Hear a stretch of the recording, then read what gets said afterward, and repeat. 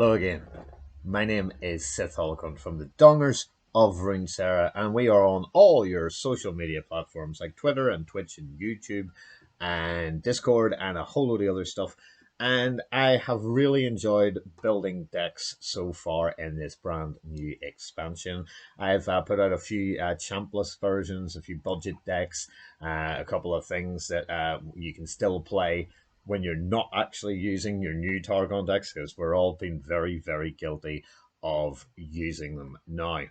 I have been a dirty elusive player since I saw that elusives were a thing, and I had made an OTK deck with Green Glade Duo and the Keeper of Secrets and all that sort of stuff.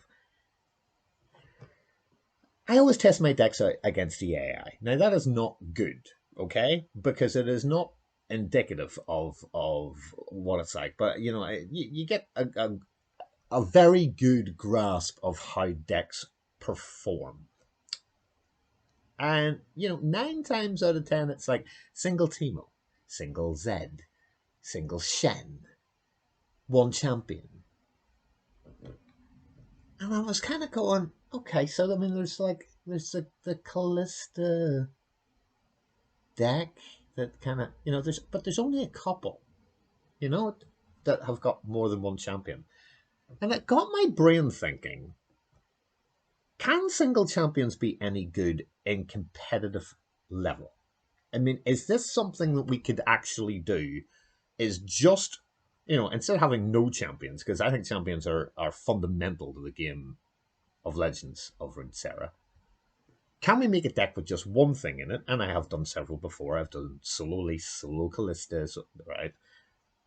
But this one, I wanted to try and make it elusive, try and make it a little bit different. Can we do something kind of cool? And can we make it new? Can we do a new elusive deck? And here is my elusive deck, and it's called Diana's Poros.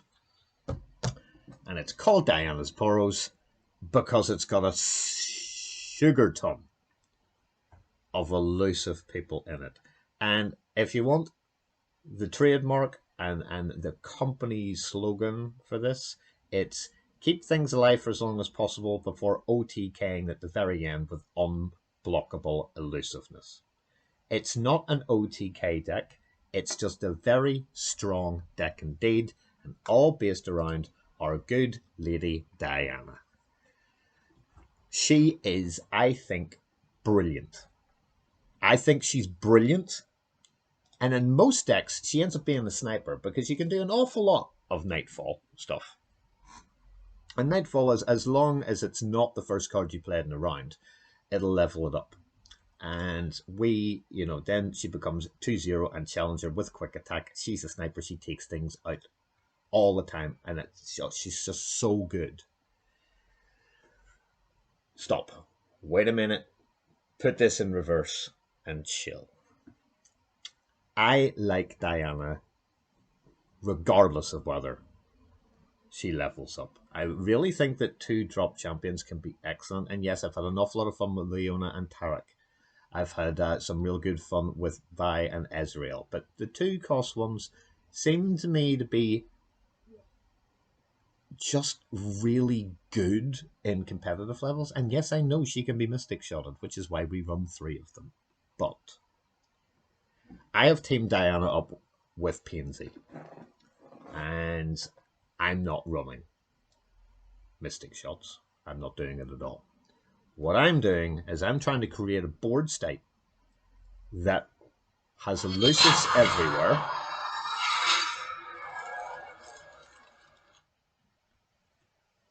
and has got so much bounce to it that by turn 6 or turn 7, depending on whether or not you are playing and attacking on odds or evens, so odds round 1, 3, 5, evens 2, 5, 6, 8, etc. Sorry, 2, 4, 6, 8.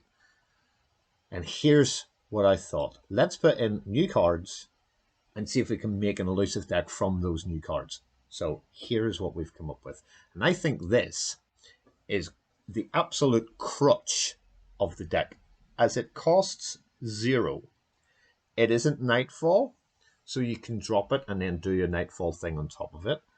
It's a burst spell. You discard something out of your hand. That is really, really fine.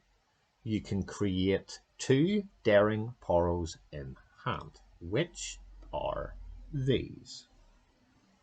The Daring Poro is a 1/1 elusive. It sounds terrible, but it's not. These little plucky guys with their daring do actually probably, definitely win you the game. That's criminal that a 1-cost mana card, just because it has elusive, wins games. And I'm going to show you how. The deck has been built slightly differently than I build other decks. There are a few 1s and 2s in here instead of like all 3s and 1s, but there's good reasons for this. I am running Lunari Duskbringer. Now, she or he, hard to tell. I'm going to go for it. Let's go for it or they. When it's summoned, you get one of these. So the next unit with Nightfall you would play costs 1 less. Okay? You throw this out for 1, and on, if you don't drop anything round 1, you can get this and Diana out right away.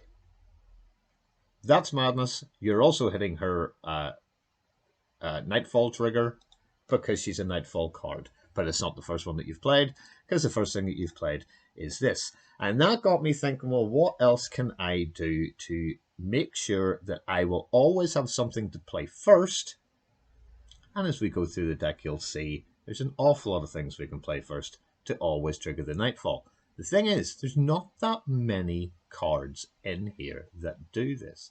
So, let me see. Solari Soldier is a Daybreak card. But he gets +1/+1. He does nothing apart from be a +1 on round. I normally put him down as a defensive unit. If I can get him out early, I will put him out early. But again, he is only a 2 of, just like the Dustbringer, which is all kinds of good. And then I've got Spacey Sketcher. And Spacey Sketcher is damn hilarious. But he's a 3 of, because I think he needs to be a 3 of. There's an awful lot of stuff in here that you can get that costs 3 or less. And the one thing that we are looking for by miles is the 3/3 Celestial Elusive unit. This is what this deck is. It is elusive. If you can't get anything, grab a challenger, do something, get something that invades your set. But if you get your 3 drop and it's the elusive one, that's the one that you absolutely have to get. There is no doubt about it. You have to get that card, which is why he is a 3 of, while the other 2 are pretty much decent little things, and she brings out a Dust Petal to kind of keep your Nightfall units chilled out. We're also running 3 Invokes, because Invoke, well, pick a Celestial card from among 3 to create in hand. They can be anything. They can be absolutely anything. And for 2 mana to get something from maybe later on that is really advantageous, that is fantastic. So for 2, that is great. It isn't Nightfall. Most of these cards aren't Nightfall triggers. They are to kind of build up a state to help you win the game. So that is why there's 3 of that. Then there's the 3 Dianas. So, in an ideal world, you want one of these. And maybe the Spacey Sketcher and a Diana. That's what you're looking for. Because, she's just great. Challenge your first round. If you're playing against an elusive, take one of the elusives out. She's quick attack. It's, if you can get her out on round 1 or 2 or 3, she is fantastically good. And you can activate Nightfall 4 times. I have leveled her up. I don't play or make videos about decks that I haven't played. I've played this exclusively, And to be totally honest, I think this is probably one of the better decks I've made in quite some time. She's brilliant, also for 2. And there are huge, huge ways that you play her even before you play Diana. She, if you Nightfall, she's elusive. If you can't Nightfall, you don't drop her. You know, you can drop Diana. She's still a 2/2 quick attack unit, and you have 3 of them. This is an elusive deck. You want the Nightfall, so play something first and drop her down for 2. She's now a 2/3 elusive. And these are easily kind of bounced along down the line. Now, how do we then make things better? Well, here is another card.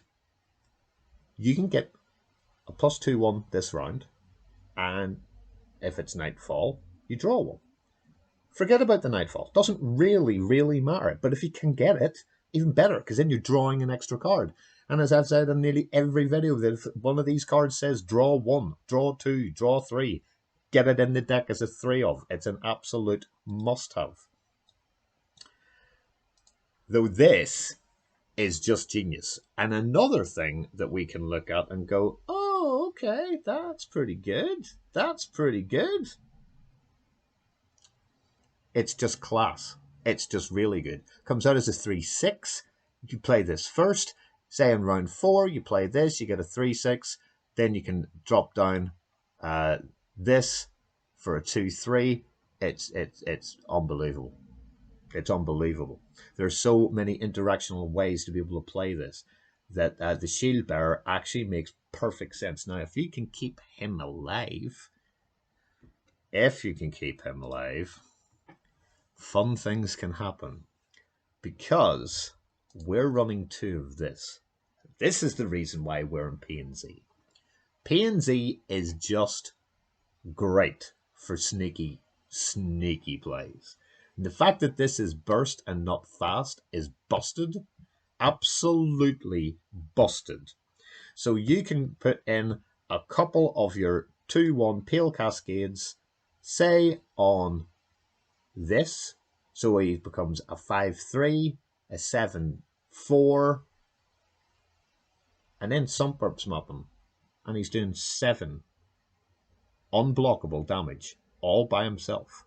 Added to which, you will have Poros, you will also have the Shade Stalkers, you will have so many units. But how do we get that here without them all dying? And here's how we do that. We are running just the 1 Hush. I have been running a lot of 2s. I'm not running 2s any longer. I'm really not. I think this is a far better idea as just the 1.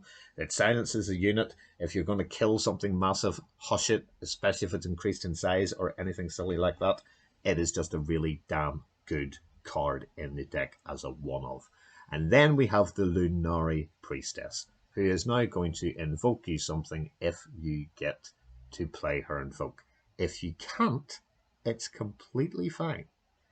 She will block units.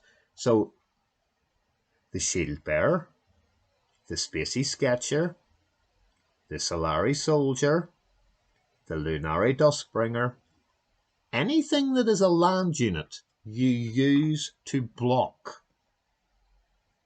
That's it. That's all we do until we build up our elusiveness to the point where things are getting completely out of control.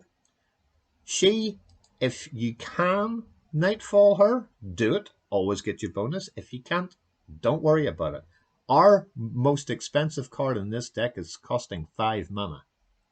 You will be able to play loads of things and have a full range of cards in hand if you play this deck correctly.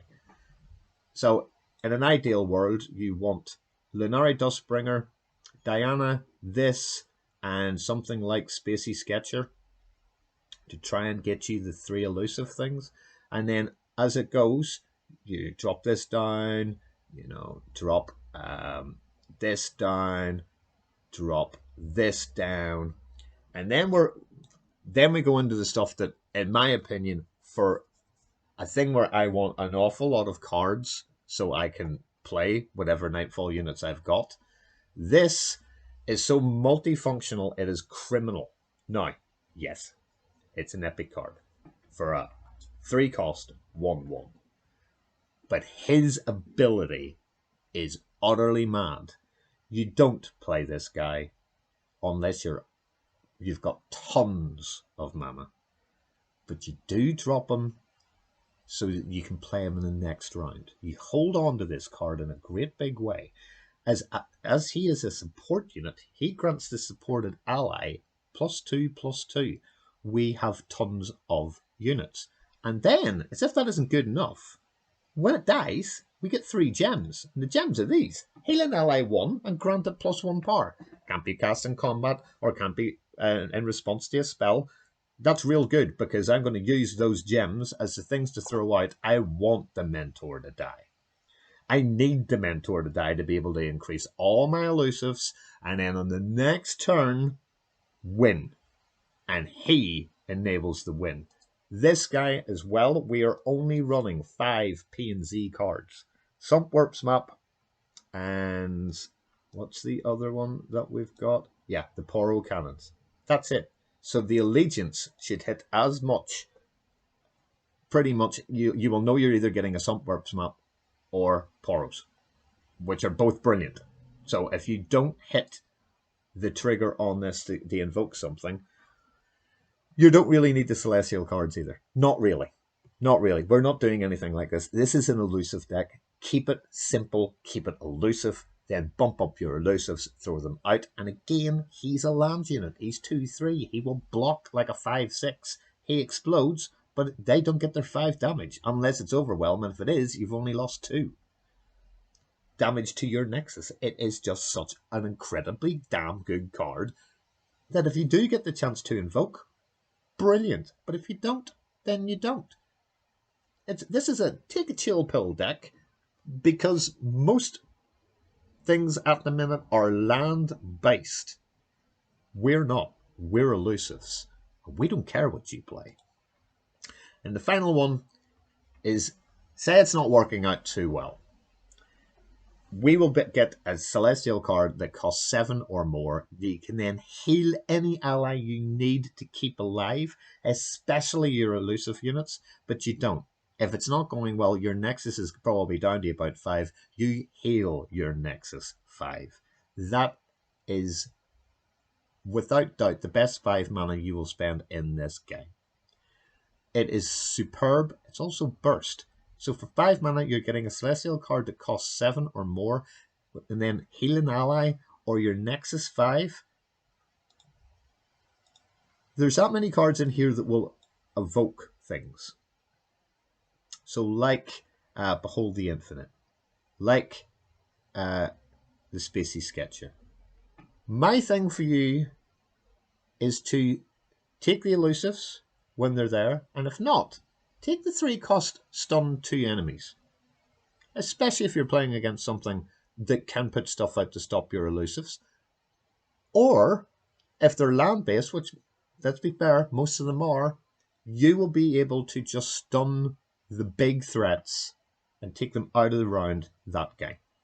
So, in the end, make all your elusives as good as you can get them, and then at the very end, roll them out and win. I genuinely will use this in the next Dongers of Runeterra tournament. I think it's that good. I think it's solid. I don't think it has any weaknesses whatsoever. Not having 2 champions has actually made the deck better. So, this is nearly 20 minutes of me spending time going, if you want to completely surprise people, this is probably the deck to do it. You know, it's 35 Targon cards. That's pretty damn good in my opinion. This has it copied. Like and subscribe, guys. I love doing these for you. We never keep anything from you guys. If we think we've got a really good deck, we'll tell you we've got a really good deck. And I think this is 5/5. I'm Sith Holocron. Thank you for watching. And until the next one, Dongers out.